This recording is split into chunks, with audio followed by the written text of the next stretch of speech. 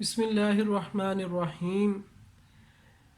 جیسا کہ آج کل جو ہے وہ ہر طرف پریشانیاں ہیں، مصیبتیں ہیں، بیماریاں ہیں، تو اس میں کیا کوئی ایسا عمل کیا جائے کہ اللہ تبارک و تعالی جو ہے وہ بیماریوں سے حفاظت فرمائے؟ تو آج میں آپ کو ایک بہت ہی خاص وظیفہ اور عمل بتانے والا ہوں کہ اگر آپ کوئی بیمار چاہے وہ کتنا ہی آخری سٹیج پر کیوں نہ پہنچ گیا ہو، اور اگر اس کی زندگی باقی ہے، ظاہر ہے موت کا تو کوئی علاج نہیں ہے۔ آپ صلی اللہ علیہ وسلم نے جس طرح فرمایا کہ یہ جو کالا دانہ ہے، ٹھیک ہے نا، اس میں موت کے علاوہ ہر بیماری سے کیا ہے؟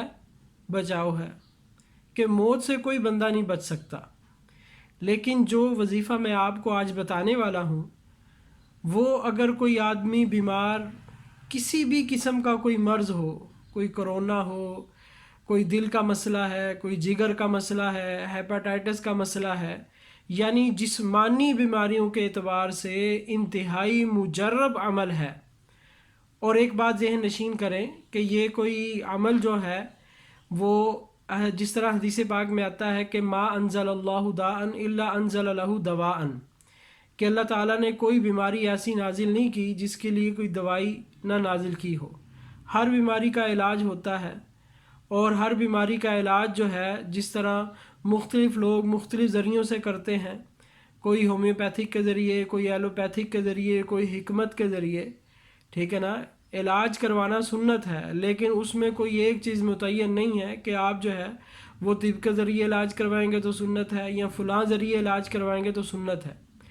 کوئی بھی ایسا ذریعہ جس سے تجربے سے یہ بات ثابت ہوئی ہو کہ اس میں اللہ تعالیٰ نے شفا رکھی ہے، تو اس کو اپنانا جو ہے وہ ایک سنت عمل کے اندر آ جاتا ہے۔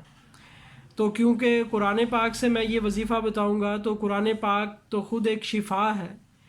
قرآن سے تو اللہ تعالیٰ جو ہے وہ روحانی بیماریوں سے شفا عطا فرما دیتے ہیں کہ جو لا علاج ہوتی ہیں، کفر اور شرک سے اللہ تعالیٰ جو ہے وہ بندے کو نکال دیتے ہیں۔